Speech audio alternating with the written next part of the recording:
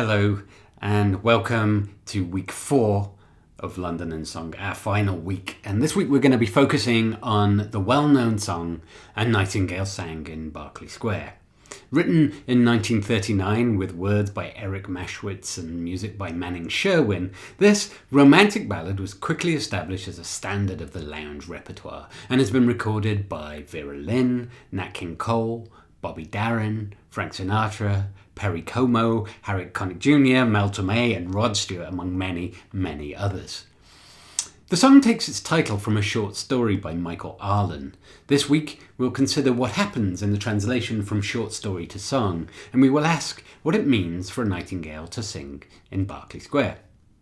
First, though, I want to focus on Berkeley Square itself, which is an affluent square in the Mayfair area of London. Unlike many of the other formal squares in London, Berkeley Square owes its existence more to luck than to design. In the 17th century, much of Mayfair was farmland, owned by Lord Berkeley of Stratton, including a grand house that he built on Piccadilly called Berkeley House. In 1969, though, he sold the Piccadilly house to the Duke of Devonshire, and part of the agreement involved a promise not to build on the land directly behind the house and gardens and spoil the view. That agreement was honoured when the rest of the Berkeley estate was developed in the 1730s and 1740s, with Berkeley Square becoming a public garden at the back of the private gardens of what was now called Devonshire House. This arrangement remained in place until shortly after the First World War, when Devonshire House was demolished and the gardens behind it were developed, but with Berkeley Square itself preserved. In A Nightingale Sang in Berkeley Square, the square is associated with the Ritz Hotel. There were angels dining at the Ritz, we hear, which is on Piccadilly by Green Park, directly opposite the site on which Devonshire House and Berkeley House had once stood. Today, this is among the most prestigious areas in all London.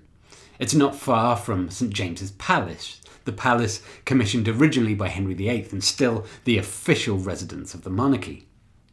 Just up the road from the embassies and consulates of the Pall Mall area, and near the exclusive private members' clubs such as Brooks and White's, and indeed the Lansdowne Club, the gorgeously appointed Art Deco private members' club, which is located on Berkeley Square itself, on land previously part of the Devonshire House Gardens. This area is close to the Royal Academy of Arts and the Burlington Arcade. It abuts the fashion district of New Bond Street, the home of Tiffany's, Cartier, Prada, Gucci and Louis Vuitton, just a little bit along from Savile Row, which houses exclusive London tailors who make made-to-measure suits for the aristocracy and politicians of nearby Westminster.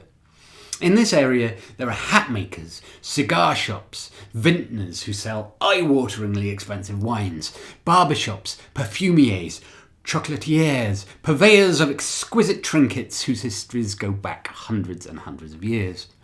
This is London at its most iconic and exclusive. It oozes luxury and privilege. It's the London of the movies and of TV shows like The Crown. It's a fundamentally conservative, historical, and unreal place. And you have to pinch yourself to remember that less than a mile away is Marble Arch, the home of the gallows where thousands of people were hanged, many for such petty crimes as stealing a pocket handkerchief. A mile in the other direction are the seedy pornography shops and strip clubs of Soho, and a little bit beyond that is St Giles's, the notorious parish where convicted felons used to stop for a final drink on their way to be hanged. The area known in the 19th century for its gin, prostitution and ballads.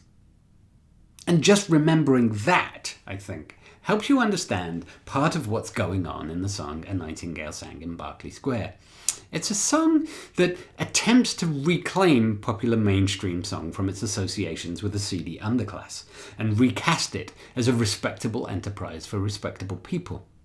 That, in effect, is the story of mainstream song in the 20th century, the appropriation and development of popular forms in such a way that they might be understood as respectable, after the 19th century had dismissed them as a frivolous product of an underclass.